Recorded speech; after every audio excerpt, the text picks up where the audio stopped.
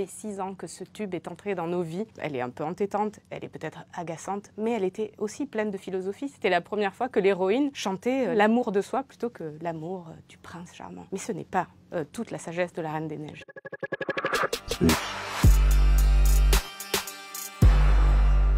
C'est l'histoire de 2 sœurs, dont l'une, l'aînée, qui s'appelle Elsa, a un pouvoir, elle est capable de créer des cristaux de neige. Et suite à un accident, on lui interdit de révéler son pouvoir. Mais voilà, quand commence le film, c'est le jour du couronnement. Les portes du château s'ouvrent enfin à Arendelle. La jeune Anna espère rencontrer, lors du bal, l'amour. Et de fait, le soir du bal, elle tombe sur un garçon qui a l'air charmant. Elle en tombe immédiatement amoureuse.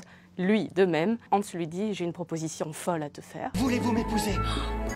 Ils vont tous les deux demander l'autorisation de la reine Elsa. Et la sœur aînée répond « Hors de question, on n'épouse pas un homme qu'on connaît à peine. » C'est pas par aigreur qu'Elsa interdit à sa jeune sœur d'épouser l'homme qu'elle croit aimer. Elsa va enseigner à sa sœur et à nous autres spectateurs une leçon de philosophie épicurienne. Bizarrement, dans l'opinion commune, on associe les épicuriens à des bons vivants, des gens qui aiment les plaisirs et donc qui aiment le désir. Et en fait, c'est pas du tout vrai. Si vous annonciez à un épicurien que vous êtes tombé amoureux, il vous dirait « Mais mon pauvre ami, qu'est-ce qui t'arrive comme chose terrible ?» Si vous prêtez attention d'ailleurs à l'expression « tomber amoureux », c'est clairement d'une chute dont on parle. On tombe amoureux, on ne dit pas on s'élève amoureux, on grandit amoureux, on dit on subit un coup de foudre. Littéralement, si on prenait un coup de foudre sur soi, on n'irait pas très bien, à supposer qu'on soit encore vivant. En tout cas, on est sûr de ne plus y voir clair du tout. Et c'est ça la leçon des épicuriens. Dans un livre qui s'appelle « De la nature des choses », Lucrèce nous explique que celui qui tombe amoureux, c'est celui sur Terre qui connaît le moins bien l'objet de son désir. Il est incapable de le voir pour ce qu'il est, mais il transfigure sans cesse ses défauts en qualité. Quand on a un ami à nous qui tombe amoureux, c'est quand même très rare que cette personne nous dise « Je suis tombé amoureux,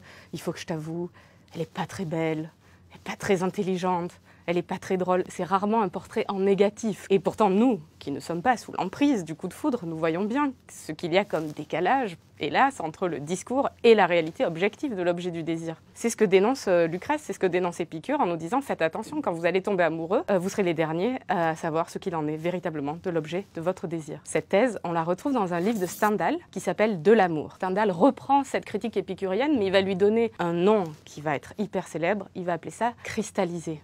Tiens, cristallisé, ça nous ferait pas penser à Elsa, ça? En Autriche, à Salzbourg, il existe des mines de sel. Si vous allez dans ces mines de sel et que sur le chemin, vous cassez en une branche d'olivier qui passe par là, vous prenez ce bout de bois mort et puis vous le trempez dans l'eau et vous le trempez dans du sel. Le sel va cristalliser sur le bout de bois mort et quand vous allez lever votre bout de bois, le sel va scintiller de 1000 feux. C'est une image un peu difficile, mais pour Stendhal, pour les épicuriens, il en va de même du désir amoureux. Nous parons de 1000 vertus un objet qui ne les a pas du tout. C'est quand même très dangereux, du coup, de s'éprendre de quelqu'un dont on ne sait rien.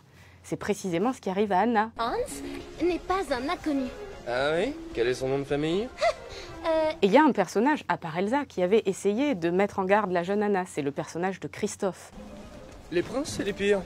Pour une fois, Disney nous met en garde sur l'amour qui serait le meilleur moyen d'enchanter sa vie. Et la sœur aînée, Elsa, est-ce qu'on pourrait pas dire d'une certaine manière que ce pouvoir de faire des cristaux, c'est-à-dire de maîtriser la cristallisation et de ne pas la subir comme sa sœur Anna, au fond, et si c'était un pouvoir empreint de philosophie?